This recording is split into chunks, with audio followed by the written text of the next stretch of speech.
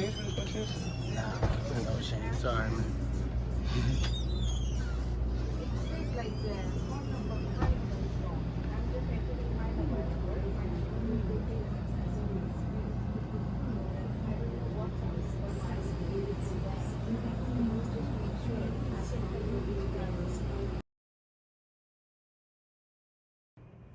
So to buy Bitcoin, we're going to select buy Bitcoin, select the amount we're going to buy, then we scan our wallet, and then down here the light will come on momentarily and you'll put your cash in, and above you'll see it show up as to how much you're going to get, and you confirm your purchase, get a receipt, and you can see the transaction on the screen as well. And that's it, and then you hit done.